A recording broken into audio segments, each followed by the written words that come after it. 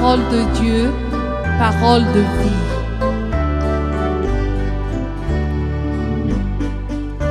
Une émission présentée par la radio Tenfienen avec les offices de l'association Hira Shifila Jantsara, chant et évangile. Que la paix et la joie soient avec vous à l'écoute de l'évangile de Jésus-Christ, puissance de Dieu pour le salut de quiconque croit.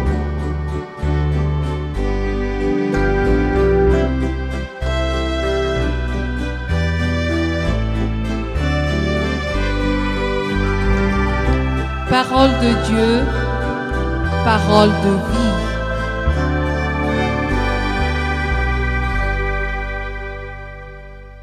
Dieu est fidèle.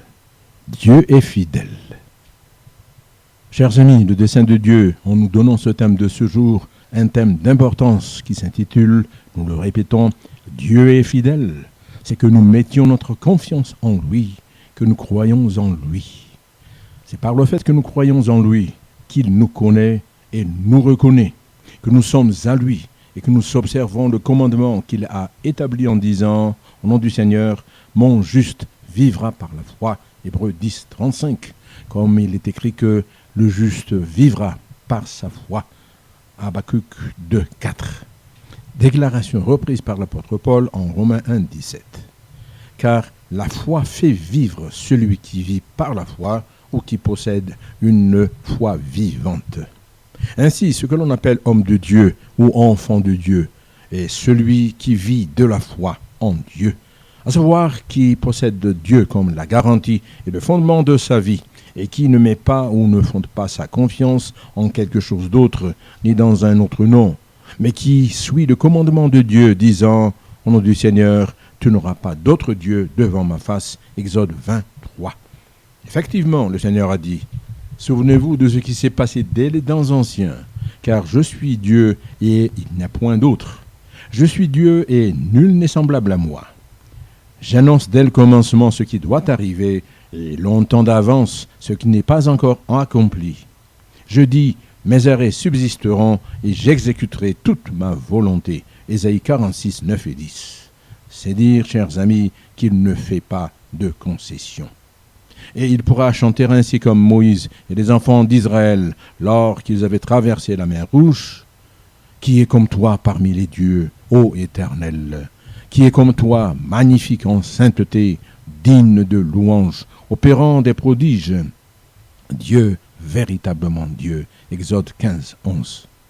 Ainsi, il fonda réellement la foi des siens en disant, maintenant Israël, que demande de toi l'Éternel ton Dieu, si ce n'est que tu craignes l'Éternel ton Dieu, afin de marcher dans toutes ses voies, d'aimer et de servir l'Éternel ton Dieu de tout ton cœur et de toute ton âme. Si ce n'est que tu observes les commandements de l'Éternel et ses lois que je te prescris aujourd'hui, pour signifier que tu crois en lui et que tu t'attaches de tout cœur à lui, afin que tu sois heureux. Car l'Éternel, votre Dieu, est le Dieu des dieux, le Seigneur des seigneurs, le Dieu grand, fort et terrible, qui ne fait point exception des personnes et qui ne reçoit point de présent. Deutéronome 10, 12, 13 et 17. C'est-à-dire un Dieu fidèle et juste, comme il est indiqué dans Apocalypse 19, 11. Car la foi, c'est faire confiance en Dieu et c'est obéir à sa parole. Et c'est ainsi que nous le glorifions et qu'en retour, il nous agrée et nous reconnaît comme les siens et comme ses enfants qu'il fait hériter de son royaume et à qui il ouvre les écluses des cieux pour déverser les pluies de bénédiction selon Deutéronome 28, 12 et corollairement faire de nous des gages de bénédiction pour plusieurs. Cela à l'instar d'Abraham dont il a été dit selon ce qui était écrit au nom du Seigneur, espérant contre toute espérance, il crut, en sorte qu'il devint père d'un grand nombre de nations, selon ce que lui avait été dit, telle sera ta postérité. Et sans faiblir dans la foi, il ne considéra point que son corps était déjà usé, puisqu'il avait près de 100 ans, et que Sarah n'était plus en état d'avoir des enfants. Il ne douta point, par incrédulité au sujet de la promesse de Dieu.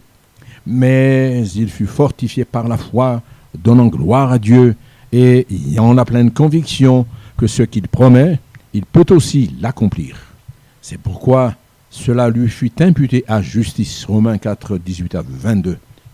Pour résumer, chers amis, la foi est une grande chose qui garantit la vie et la survie, à savoir l'obtention du salut et la bénédiction de la part de Dieu, de sorte que cela le rend exigeant au point de ne pas supporter l'incrédulité.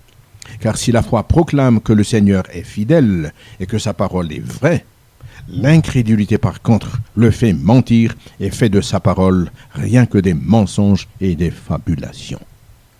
Dieu ne supporte pas l'incrédulité. L'incrédulité, si nous nous en tenons à l'esprit des Saintes Écritures, c'est de la pure folie qui équivaut à une perte du bon sens, à la déviation vers la perdition et la mort. C'est le propre de celui qui ne croit qu'en lui et qui ne sait pas ce qu'il met en danger de mourir, selon ce qui est écrit au nom du Seigneur. Telle voie paraît droite à un homme, mais son issue, c'est la voie de la mort. Proverbe 14, 12. À la base de cela se trouve la séparation d'avec Dieu à cause de l'incrédulité. Lorsque Dieu n'existe plus, ni ne vit plus parmi les hommes, ni dans leur fort intérieur, alors il est évident que chacun d'entre nous agit comme nous le voulons, quitte à nous entretuer pour accomplir nos désirs propres. En effet, le Seigneur dit, « Car le cœur de ce peuple est devenu insensible, ils ont endurci leurs oreilles, et ils ont fermé leurs yeux, de peur qu'ils ne voient de leurs yeux, qu'ils n'entendent de leurs oreilles, qu'ils ne comprennent de leur cœur, qu'ils ne se convertissent, signifiant qu'ils ne se retournent à Dieu, et que je ne les guérisse. » Ésaïe 6, 9 et 10, repris dans Matthieu 13, 15. La guérison des hommes, c'est qu'ils connaissent Dieu ainsi que sa justice, et qu'ils croient en lui. Telle est la raison pour laquelle Dieu entérine sans cesse son appel en nous disant « Mon fils, donne-moi ton cœur, et que tes yeux se plaisent dans mes voies. » Proverbe 23, 26. Ou bien encore « Vous circoncirez donc votre cœur, et vous ne crédirez plus votre cou. » Deutéronome 10, 16. Et de même, il s'adresse de manière radicale et sans détour en disant « Je vous donnerai un cœur nouveau, et je mettrai en vous un esprit nouveau. J'ôterai de votre corps le cœur de pierre, et je vous donnerai un cœur de chair. Je mettrai mon esprit en vous, et je ferai en sorte que vous suivez mes ordonnances, et que vous observiez et pratiquiez mes lois. » Ézéchiel 36, 26, 27.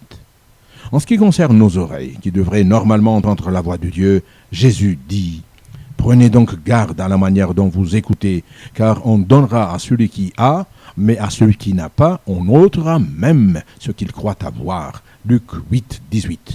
Et de même que celui qui a des oreilles pour entendre, entende. Matthieu 11, 15. Et il réaffirme cette parole dans le livre de la Révélation en s'adressant aux 7 églises d'Asie en leur disant que celui qui a des oreilles entende ce que l'Esprit dit aux églises. Apocalypse chapitre 2 et 3. Il est vrai, Dieu nous parle, et c'est par ces paroles que nous entendons que naît notre foi, selon Romains 10, 17. Si tant est que nous le voulions. C'est parce que la proclamation de la parole de Dieu vise à l'acceptation de la foi, à l'obéissance à la foi, selon ce qui est écrit dans Romains 16, 26. Et c'est ce qui amène Dieu à ne pas supporter l'incrédulité, mais à la réprimander. Dieu réprimande l'incrédulité. Autant la foi des siens est si importante aux yeux de Dieu, en vue de leur salut, autant il ne supporte pas le mépris de la foi, car cela mène à la perdition et ne donne pas gloire à Dieu, mais provoque sa colère et amène son jugement et sa condamnation. En effet, l'incrédulité signifie méfiance vis-à-vis de lui, c'est douter de sa crédibilité. En un mot, c'est faire de lui un menteur, tout à l'égal du diable qui est le père du mensonge, selon Jean 8, 44. L'incrédulité et son œuvre sont absolument néfastes, car le doute vis-à-vis de Dieu est à l'origine de la blasphémie, à l'instar des pharisiens qui disaient à l'encontre de Jésus « Cet homme ne chasse les démons que par Belzébul, prince des démons » Matthieu 12, 24. En résumé, l'incrédulité comprend tout un ensemble, à savoir le mépris de Dieu, la non-considération de son existence, la profanation de son nom, la critique vis-à-vis de la parole de Dieu, qui est la vérité, le non-respect de ce qui est sacré et le blasphème contre le Saint-Esprit, le péché pour lequel il n'y a pas et il n'y aura jamais de pardon, selon la parole de Jésus dans Marc 3, 29. Ainsi, si les Saintes Écritures indiquent Jésus comme étant l'auteur et le consommateur de la foi, selon Hébreux 12, 2, le diable, en revanche, est le père de l'incrédulité, étant le père de la rébellion contre Dieu.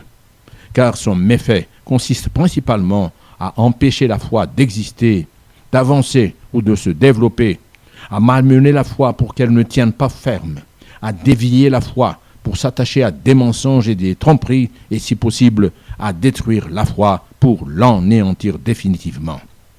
Face à cela, le Seigneur ne peut se taire, et ainsi il distingue le lot des croyants du lot de ceux qui ne croient pas. En effet, Jésus dit « Celui qui croira et qui sera baptisé sera sauvé, mais celui qui ne croira pas ou ne veut pas croire sera condamné. » Marc 16, 16. Car il y a ceux qui renient délibérément la foi qui les sauvera, et ceux, même s'ils sont près de mourir, si bien qu'ils se donnent corps et âme à la perdition éternelle. Aussi, voici ce que dit l'apôtre Paul pour mettre en garde les Corinthiens, de peur qu'ils ne s'adonnent au mauvais désir de la chair et ne soient frappés de malheur. Frères, disait Paul, je ne veux pas que vous ignoriez que nos pères ont tous été sous la nuée, qu'ils ont tous passé au travers de la mer, qu'ils ont tous été baptisés en Moïse dans la nuée et dans la mer, qu'ils ont tous mangé le même aliment spirituel, et qu'ils ont tous bu le même breuvage spirituel, car ils buvaient à un rocher spirituel qui les suivait, et ce rocher était Christ. Mais la plupart d'entre eux ne furent point agréables à Dieu, puisqu'ils périrent dans le désert. 1 Corinthiens 10, 1 à 5. Ils périrent, car ils ne crurent pas véritablement, mais firent usage du culte à Dieu comme d'un instrument pour accomplir leurs desseins, à savoir leurs désirs et leurs convoitises. Il décrit en effet « Celui qui sème pour sa chair moissonnera de la chair la corruption, mais celui qui sème pour l'esprit moissonnera de l'esprit la vie éternelle. » Galates 6, 8. En effet, il est écrit « Ne vous y trompez pas, on ne se moque pas de Dieu, ce qu'un homme aura semé, il le moissonnera aussi. » Galates 6, 7. Et en cela, le Seigneur connaît ceux qui lui appartiennent, ceux qui croient vraiment en lui, selon 2 Timothée 2, verset 19, première partie. Pour cette raison, les Saintes Écritures déclarent au nom du Seigneur, quiconque prononce le nom du Seigneur, qu'il s'éloigne de l'iniquité. 2 Timothée 2, 19, deuxième partie, à savoir qu'il s'éloigne de l'incrédulité qui est la mère de tous les maux. Et en fait, il est écrit, or sans la foi, il est impossible de lui être agréable, car il faut que celui qui s'approche de Dieu croit que Dieu existe et qu'il est le rémunérateur de ceux qui le cherchent. Hébreux 11, 6. Enoch figure parmi les illustrations exemplaires, selon qu'il est écrit, c'est par la foi qu'Enoch fut enlevé pour qu'il ne vit point la mort, et qu'il ne parut plus parce que Dieu l'avait enlevé, car avant son enlèvement, il avait reçu le témoignage qu'il était agréable à Dieu, selon Hébreux 11, 5, ce en raison de sa foi accomplie. Dieu ne veut pas notre perdition, chers amis. Aussi sa parole nous met en garde, disant « Prenez garde, frères, que quelqu'un de vous n'ait un cœur mauvais et incrédule, au point de se détourner du Dieu vivant. Mais exhortez-vous les uns les autres chaque jour, aussi longtemps qu'on peut dire « aujourd'hui », afin qu'aucun de vous ne s'endurcisse par la séduction du péché. Car nous sommes devenus participants de Christ, pourvu que nous retenions fermement jusqu'à la fin l'assurance que nous avions au commencement, pendant qu'il est dit « Aujourd'hui, si vous entendez sa voix, n'endurcissez pas vos cœurs comme lors de la révolte. » Qui furent en effet ceux qui se révoltèrent après l'avoir entendu, sinon tous ceux qui étaient sortis d'Égypte sous la conduite de Moïse. Et contre qui Dieu fut-il irrité pendant 40 ans, sinon contre ceux qui péchaient et dont les cadavres tombèrent dans le désert? Et à qui jura-t-il qu'il n'entrerait pas dans son repos, sinon à ceux qui avaient désobéi? Aussi, voyons-nous qu'ils ne purent y entrer à cause de leur incrédulité. Hébreux 3, 12 à 19.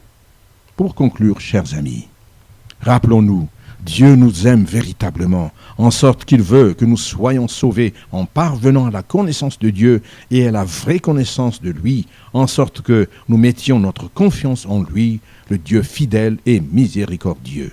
Et en cela, si nous sommes infidèles, il demeure fidèle, car il ne peut se renier lui-même, selon 2 Timothée 2,13. Et il nous déclare « Ma grâce te suffit », que l'on pourrait dire aussi « Ma vérité te suffit, car ma puissance s'accomplit dans la faiblesse ». De Corinthiens 12, verset 9, première partie. La foi que Dieu exige de nous est simplement l'obéissance à sa parole. À l'instar de Pierre qui répondait à Jésus « Maître, nous avons travaillé toute la nuit sans rien prendre, mais sur ta parole, je jetterai le filet. » Luc 5, verset 5, deuxième partie. Ainsi, chers amis, n'abandonnez donc pas votre assurance à laquelle est attachée une grande récompense, selon Hébreux 10, 35.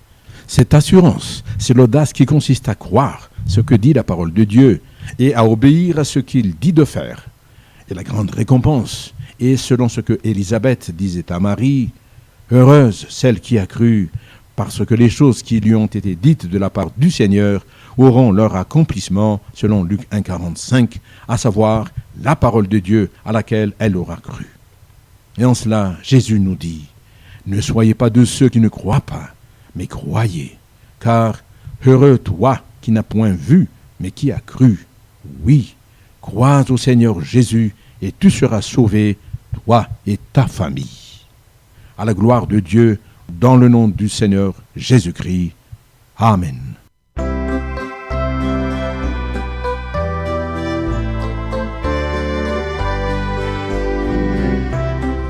Parole de Dieu, parole de vie.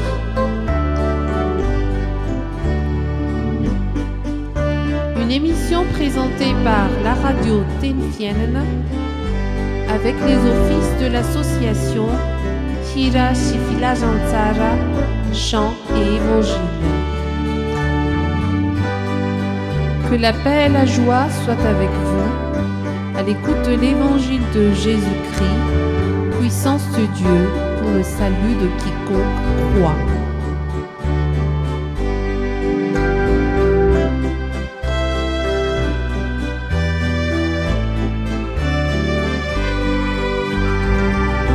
Parole de Dieu, parole de vie.